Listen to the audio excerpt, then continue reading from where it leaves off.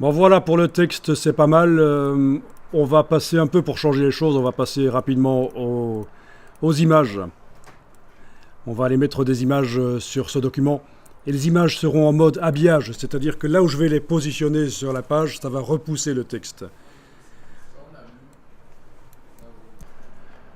Alors, pour faciliter les choses, dans la palette des calques, on va travailler sur un calque différent.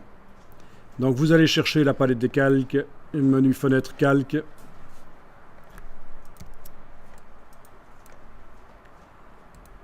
Vous allez renommer le calque actuel parce que c'est très important de bien nommer les calques pour s'y retrouver. Donc vous double-cliquez sur le nom du calque et vous allez l'appeler texte par exemple. Et puis vous allez créer un nouveau calque que vous allez appeler image. Et vous allez verrouiller le calque texte. On va travailler sur le calque image. Il est sélectionné là en surbrillance. Le calque texte est verrouillé.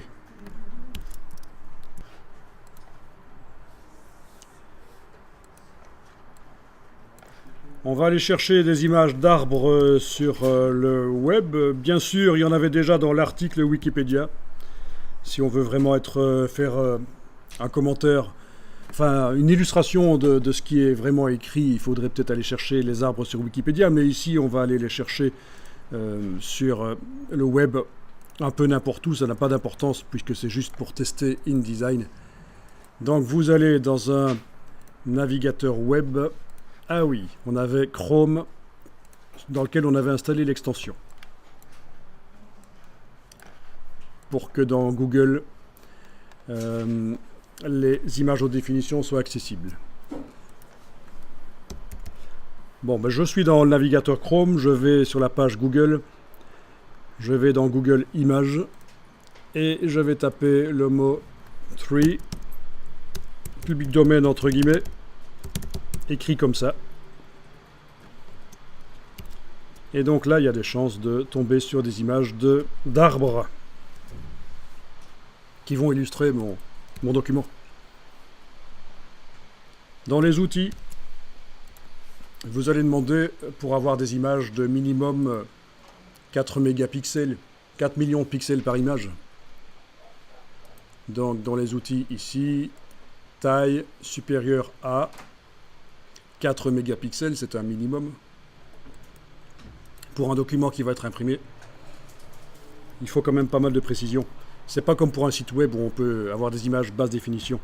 Ici, il faut quand même de la précision.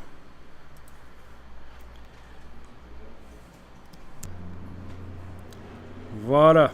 Alors, vous cliquez sur une vignette. Normalement, vous devriez voir le bouton View Image.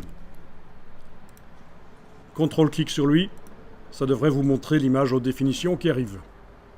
Je fais ça pour 2 autres images et puis je vais les télécharger.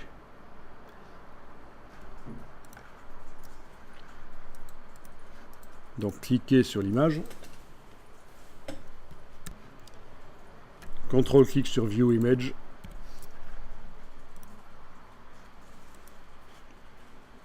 Etc.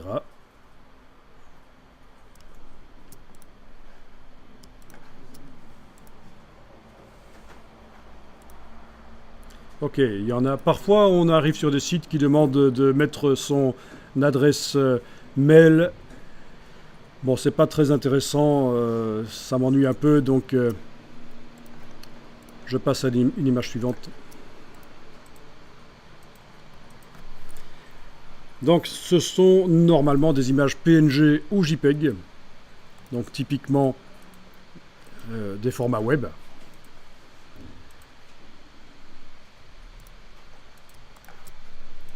Mais vous les enregistrez dans le dossier.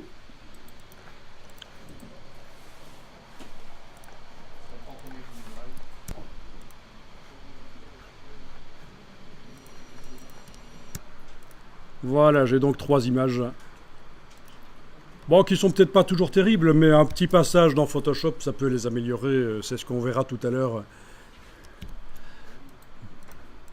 On serait étonné parfois. Donc clic droit, enregistrer l'image sous. J'enregistre dans mon dossier à côté de mon document que je suis en train de mettre au point là. Je fais ça pour les trois.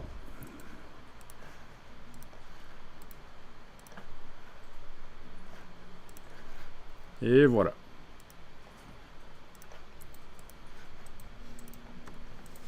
Alors, quand on était dans Illustrator, je vous avais dit qu'il valait mieux utiliser dans Illustrator des images pixels qui sont au format Photoshop. C'est la même chose pour InDesign. Mais dans un premier temps, on peut les utiliser en JPEG et puis on demandera à Photoshop automatiquement de les transformer en PSD. Il y aura une petite procédure. Donc je vous montre expressément la procédure. Vous avez commencé une mise en page dans InDesign. Vous avez utilisé des images JPEG, mais pas de chance. Il aurait fallu utiliser des images au format Photoshop. Ce serait mieux pour pouvoir corriger les couleurs. Eh bien, il y a une solution pour que les logiciels fassent la transformation pour vous. C'est ce que nous verrons plus tard. Parce que si vous ne connaissez pas l'astuce, vous allez devoir manuellement ouvrir les images dans Photoshop, les enregistrer au format Photoshop, puis les ramener une par une au format Photoshop dans InDesign. Donc ça va peut-être vous prendre 30 minutes, alors qu'en moins de 3 minutes, c'est fait si on demande au logiciel de bosser pour vous. Mais donc voilà, on a des images JPEG et on va les utiliser en JPEG pour l'instant. Alors le principe, on va voir ça, on va créer par-dessus le texte sur la page 2. Vous remarquez que dans un document double page, les pages de gauche ont toujours un numéro pair. Je précise parce que j'ai eu dernièrement des travaux d'étudiants de l'enseignement supérieur qui me faisaient des...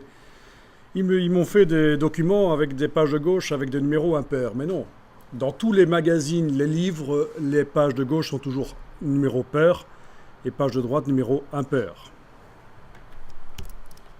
Donc je double-clique sur la page de 2. On n'a pas la page 2. On n'a pas encore numéroté les pages, donc on ne voit pas le numéro sur la page, mais enfin on sait que c'est la page numéro 2 ici. On va tracer un bloc. En fait, tout type de bloc peut accueillir une image, que ce soit un bloc fait par un bloc texte par ça ou par ça.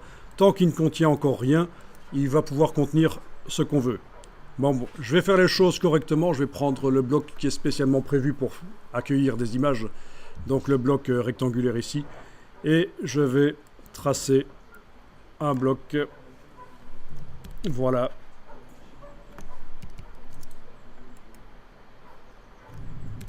Un bloc à diagonale.